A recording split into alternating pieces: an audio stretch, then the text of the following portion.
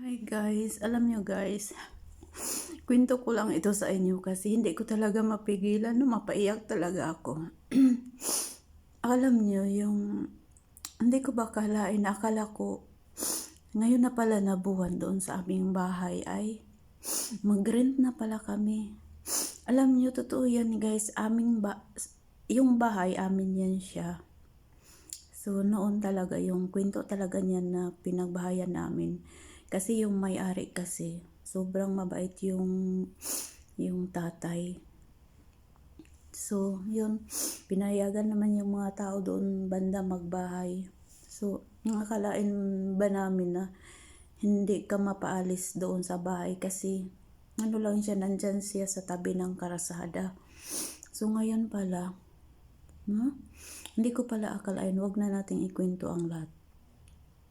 Hindi ko pala akalain na ngayon pala na ito pala na buwan na ito magsimula na pala kami sa pag-rent doon sa talagang bahay namin. So yun, papaalisin na kami ng may-ari ng bahay. Tapos ang gagawin namin doon ay gigibain na lang namin, magamit naman yung mga sin. So magbahay na lang ulit kami kung saan kami pwedeng magbahay. Pero yun, nakaiyak lang kasi ako guys kasi sanay na ako doon sa doon na lugar. Alam nyo, doon lumaki yung aking mga anak. Kasi yun kasi dyan sa tinatawag na beach. Kasi kung hindi ka talaga maghirap dyan banda guys, kasi kahit ano-ano lang ang negosyo mo dyan na banda. Kasi malaking beach doon sa amin, yung company beach na siya talaga, no? Doon maraming mga beach, halos mga beach yung nasa front namin. So yun, sabi ko okay lang yan kung magbahay kami doon sa malayo, at least kung gusto kong magnegosyo ulit, puhon inshallah, no? So magpayag-payag na lang ko sa bye-bye. Pero guys, nasasaktan kasi ako kasi kahit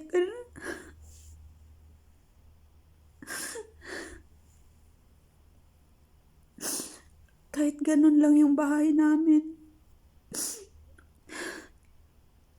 pinaghirapan ko.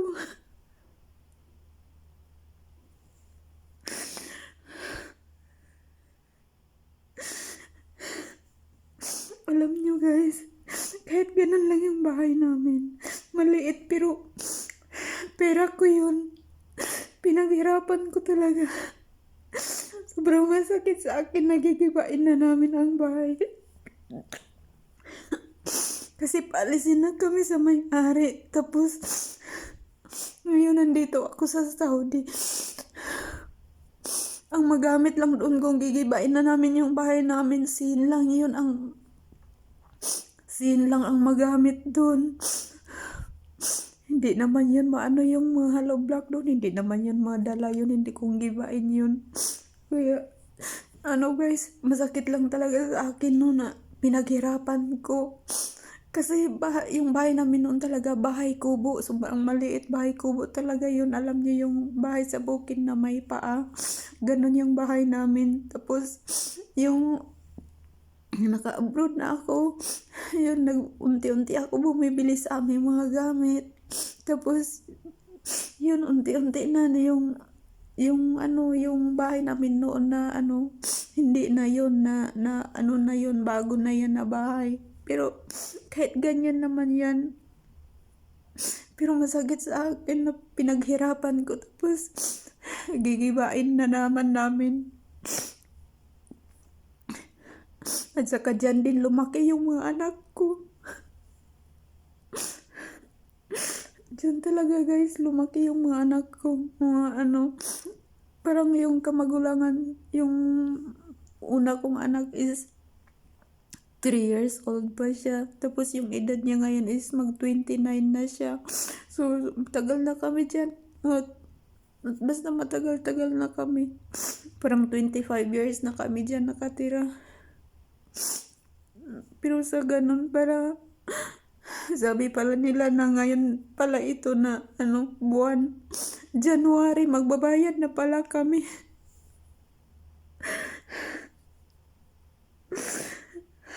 Sabi ko, bibiyakin na lang yung mga simento doon. Yung mga lablak kung mag-alis kami. Sayang naman. Kasi guys, noon talaga gusto ko yun bilhin na lote na yan. Pero yun, common pa kasi nila tapos hindi pa na hindi pa namin nabili kasi common, maraming may-ari. Kaya yun, pero patuloy pa rin kami nagbahay kasi malapit nga sa kung gusto mong magnegosyo, ang ganda kasi nasa baryo yan, pero sikat siya na baryo ba? Kasi malapit sa mga beach. Yun, hindi ka nagugutom talaga guys doon. Kahit wala kang trabaho, hindi ka nagugutom. Kasi malapit sa dagat, gusto mo mangisda, kahit ano dyan. Talagang maano talaga. Pero okay lang yun kung makabahay kami doon sa malayo-layo konti ngayon. So, at least, alam ko rin na makaano pa rin kami, makanegosyo pa rin ako, inshallah, no? Doon. Pero, masakit lang talaga sa akin, guys, na yung bahay mo, kahit hindi naman maganda, no? Kasi yung nagastos din na pera, ganun. Kahit hindi naman gaano kalaking pera na gastos mo sa bahay mo, at least nabago na sana yung bahay. Yun, sayang yung pera na pinaghirapan ko. So, kahit hindi magandang bahay namin guys, pero pera ko yun na nakagawa kami ng bahay kasi dahil sa pera ko, kung wala kang pera, hindi ka pwede makabahay. Pero wala akong magawa kasi hindi naman yun sa amin. Okay lang yun. Hindi naman yun sa amin na lupa. Sige lang. Kasi sa kanila yun.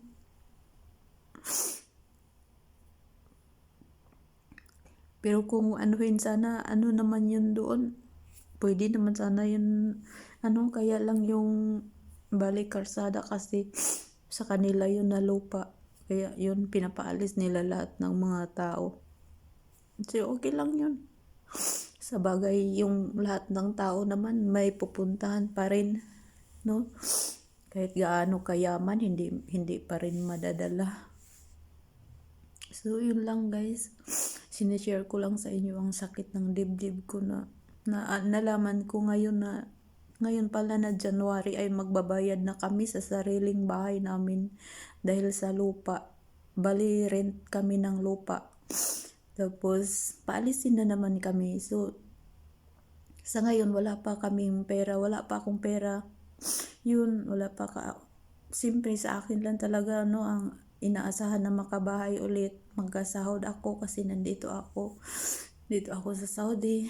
Ako lang talagang maasahan na para magkabahay ulit kami. Kasi yung asawa ko rin, hindi naman palagi yung trabaho niya. May trabaho siya pero hindi naman talaga pwede yun na kasi may nag-aaral. Pamasahe rin ng mga estudyante. Mga baon. So, yun. Maghihintay pa kami ng ilang buwan. Maghihintay pa kami ng ilang buwan para makabahay ulit. Masakit lang talaga guys na yung pinaghirapan mo, kahit kunting pera lang yun, pero masakit talaga gigibain na lang pala sa ganun. Pero okay lang yun. Sinishare ko lang yung aking sarili na sayang. Alam nyo, kahit bahay kubo ang bahay mo, kung wala kang pera, hindi yan magiging bahay kubo. Kaya yung magkabahay ka, kahit hindi gaanong ilang libo-libong milyon-milyon, kahit maliit lang yan na bahay, at least sa atin malaki na yan. Pinaghirapan natin na pera. No? Pinaghirapan natin na pera, tapos ganun lang, gigibain lang. So, okay lang yun. Maraming salamat doon sa may-ari sa lupa na siguro para rin makamove on din kami. So, para makamove on din kami doon sa kasi doon sa anak ko rin na isa na parang lagi lang din namin naalala hanggat nandyan pa kami din. So, siguro ito na yung panahon ulit na doon na lang kami talaga sa kanilang doon sa aking asawa. So, doon talaga kahit okay na yun, kahit malayo-layo yun siya konti, at least hindi na mapaalis, no? Kasi sa asawa ko naman yun. So, okay lang, magpapasalamat pa rin ako doon sa may-ari ng lupa. Kasi wala na yung tatay kasi namatay na siya, yun sa mga anak na lang niya. So yun, magpapasalamat pa rin ako sa kanila na ganon, okay naman daw gibain yung bahay. So, gibain talaga namin yun kasi yung gagamitin talaga kagaya ng sin, di ba? Mahal naman talaga ang sin. So, magamit yun namin, pero yung mga iba na hindi na siguro. So, okay lang yun guys. So, maraming salamat po sa iyong pagpanood. So, wala lang, nag-video lang ako kasi nalaman ko lang kasi ngayon pala na buwan na talaga ito mag-start na pala kami mag-rent ng sarili naming bahay. Hanggat hindi pa kami nakaalis at hanggat hindi pa namin nagiba ang bahay namin ay mag-rent kami. Pero 5 months lang talaga ang tagal sa amin na bali mag-rent. Tapos yung bahay talaga namin ay paalis na, yung gigibain na. So, yun na talaga. So, habang wala pa rin akong sahod, ang hirap na. Ang inaasahan yung sahod ko ng buwan. Ngayon magsimula, tapos hindi kaya guys ang isang buwan na ipabahay mo. Kailangan ka pa ng ilang buwan. Kailangan pa ilang buwan bago magkabahay ulit. So, yun lang guys. Sorry lang talaga sa inyo kasi sinishare ko lang ang sakit ng dibdib ko, no? Hindi maganda na kahit kunti lang ang bahay mo, pinaghirapan mo tapos gigibain kasi paalisin ka na ng may-ari ng lupa. Yun, sinishare ko lang guys na okay lang yun, meron talagang tao na ganun, no? Sa bagay, hindi naman talaga namin yun lupa. Kasi noon kasi yung hindi pa namatay yung matanda talaga na yung ama nila. Yun, pinag-ano talaga nila na magtira dyan. So, kaya yun, namatay na kasi yung ama, kaya mga anak na lang ang mga ano. Pero gagamitin na daw nila ang lupa kasi maggawa sila ng ano nila doon, yung pagnegosyuhan. So, wala kami magawa kasi bahay lang ang sa amin. So, okay lang yun. Maghintay na lang kami na hanggat makaipon ako ng aking sahod ay magbahay ulit kami. So, I'll pray to God na tulungan niya ako. Ang sakit talaga guys. No? Kahit maliit ang bahay mo pero pinaghirapan mo, pera mo. Yun, kahit hindi maganda yung bahay mo, basta pera mo, maaano ka talaga. Masakit talaga sa iyo. Kahit ganyan lang yan, kahit bahay kubo lang bahay mo, masaya kayo. Nagustuhan mo yung lugar. Tapos, di mo alam pala, pinapaalis na pala kayo. So, okay lang yun. Maawa ang Panginoon. Tulungan kami ng Panginoon na magkabahay ulit. At yun, maghihintay pa ako sa aking sahod para magkabahay. So, maraming salamat po sa inyong pagpanood. Sinishare ko lang guys kasi masakit talagang dibdib ko na bahay namin ay gigibain na kasi paalisin na talaga kami. So, yun lang. Maghintay pa ako ng aking sahod para ulit magkabahay. Walang inasahan guys sa akin sa Pilipinas na magkabahay kundi ako lang. So, okay lang. Okay lang, nandyan naman si God. Hindi niya ako pababayaan. Magkabahay rin kami ulit. Inshallah. Puhon. Thank you for watching everyone. Have a nice day and happy Sunday. Assalamualaikum idilis.